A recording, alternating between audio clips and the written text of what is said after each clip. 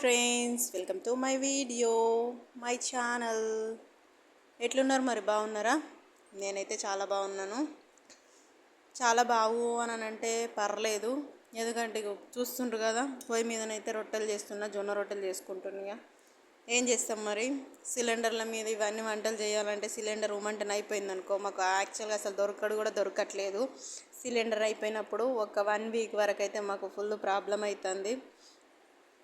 మా ఇంటోళ్ళే ఉన్నారని చెప్పినాను కదా ఫ్రెండ్స్, వాళ్ళకి అడిగితే మేమేం చెయ్యాలా అని చెప్పేసి క్వశ్చన్ చేసిండ్రు మాకే. అందుకనే అలాంటి వాళ్ళు ఉన్నా కూడా లేని కిందికే నాకు తెలిసి, ఎందుకంటే చిన్న చిన్న పిల్లలు ఉన్నారన్న సిచ్యువేషన్ని కూడా అర్థం చేసుకోకుండా మేమేం చెయ్యాలా, మీకు మేమెందుకు చేసి పెట్టాలా అని క్వశ్చన్ చేసే వాళ్ళు కూడా ఉంటారు సమాజంలో. చాలా అంటే చాలామంది వెరైటీగా ఉంటుండ్రు. ఏ సంపాదన లేకుండా అయినా కానీ మన కష్టాన్ని మనం నమ్ముకొని బ్రతికేటోళ్ళు ఉన్నారు.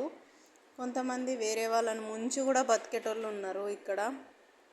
కానీ వేరే వాళ్ళని ముంచి బతికేటోళ్ళకే మంచి భవిష్యత్తు అనేది ఉంటుంది. మనం మంచి చేద్దాము, మన వల్ల ఎవరికేమి హాని జరగద్దు అని మనం అనుకుంటూ కూర్చుంటాం చూడు, మనకే అన్ని ప్రాబ్లమ్స్ వస్తాయి. అది దేవుడు కావాలనే చేస్తాడు. కష్టాలు పడే వాళ్ళకే కష్టాలు ఇస్తాడు తప్ప ఖాళీగా ఏం చేయకున్నా కానీ వాళ్ళు మంచిగా కడుపు నిండా తిని ఇదయ్యేటోళ్ళకు ఎలాంటి కష్టాలు అయితే ఉండవు ఫ్రెండ్స్, ఇదైతే నిజం. అలాంటి వాళ్ళకు చాలామంది తోడుగా కూడా ఉంటారు. కష్టం చేసుకొని మన బతుకు మనం బతుకుతుంటే కూడా మన బతుకును కూడా మనం బతకకుండా కూడా చేసేవాళ్ళు చాలామంది ఉంటారు ఇక్కడ. ఇప్పుడు వచ్చేసి మన కొత్త ముచ్చట ఏంటనంటే, అసలు యూట్యూబ్ ఓపెన్ చేద్దామంటేనే భయం అవుతుంది. వైష్ణవి ఇష్యూ అయిపోయిందో లేదో, ఇంకొకతను 9 months ప్రెగ్నెంట్ లేడీని అయితే చంపేసిండు. అసలు వాడికి ఏం రోగం పుట్టిందో కూడా అర్థం కాలేదు. సారీ ఇలా మాట్లాడుతున్నందుకు, చాలా అంటే చాలా బాధ అనిపించింది. అసలు ఎందుకు ఇట్లా చేస్తుండ్రు అని అనేది అర్థం అవ్వట్లేదు. ఇంకొక తాట 2 పిల్లగాళ్ళని ఒక అమ్మనైతే చంపేసిండు. అసలు ఎందుకు ఇట్లా చంపుతున్నావు? నువ్వు ఇచ్చిన పిల్లలనే నువ్వే చంపుకుంటే నీకేమొస్తుంది? నిన్ను నమ్ముకున్నందుకు ఆమెకి ఏమున్నది? నట్టెట్లా మునిగింది? ఆమె ప్రాణం తీసినావు, 2 పిల్లల ప్రాణం కూడా తీసేసినావు. ఇంకొక ఇష్యూ కూడా 2 ఆడపిల్లల్ని కూడా చంపేసిండు ఇక్కడనే. అసలు ఎంత ఘోరంగా అంటే చాలా వరస్ట్గా ఉంది అసలు సిచ్యువేషన్స్. అసలు చెప్పుకోవాలంటేనే చాలా బాధ అవుతుంది. వింటుంటే కూడా చూస్తుంటే కూడా చాలా అంటే చాలా గిల్టీగా ఫీల్ అనిపిస్తుంది ఫ్రెండ్స్. ఎందుకంటే మనము కలికాలంలో ఉన్నాం కాబట్టి ఇలాంటివన్నీ జరుగుతున్నాయేమో నాకు తెలిసి.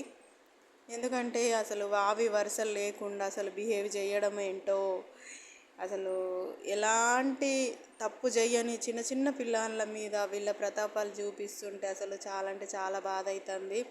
ఇంకొక అమ్మాయి వాళ్ళ అమ్మని చంపేసింది.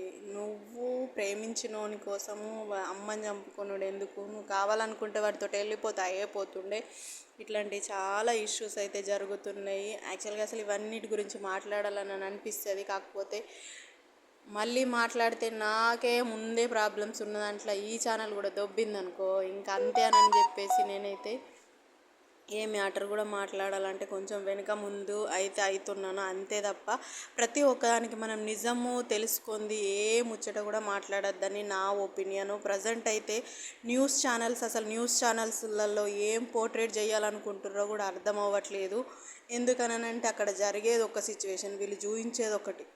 ఏదో రుద్దుతుండ్రు తప్ప ఇంకేం లేదు. ఒక్కరు కూడా ఒక్క నిజాన్ని కూడా బయటకు తీసుకొచ్చే అయితే న్యూస్ ఛానల్ అయితే కనిపించట్లేదు ప్రజెంట్ అయితే.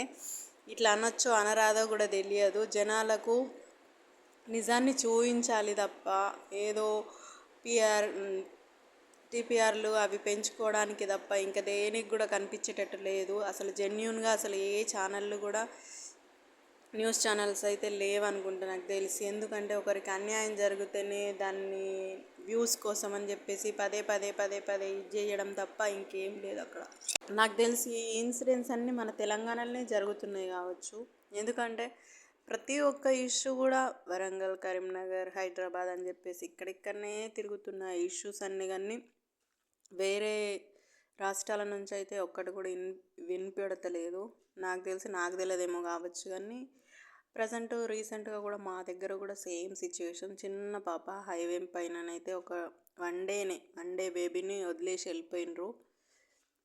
అసలు అక్కడ మొత్తం లారీలు అన్ని ట్రాన్స్పోర్ట్ మొత్తం జరుగుతుంది. అట్లా ఇట్లా వాడేయాలనిపించింది. అది కన్న తల్లిలో ఇంకేందో కూడా అర్థం కాలేదు. అంటే జనాలు ఎంత పిచ్చిలో ఉన్నారంటే అర్థం చేసుకోండి ఫ్రెండ్స్. రియల్గా చెప్తున్నా కదా, ఇలా చేయడం అయితే చాలా తప్పు. మీకు పెంచే ఓపిక లేకపోతే కనకండి తప్ప కన్న వాళ్ళ చేతులనే వాళ్ళ ప్రాణాలు అయితే తీయకండి.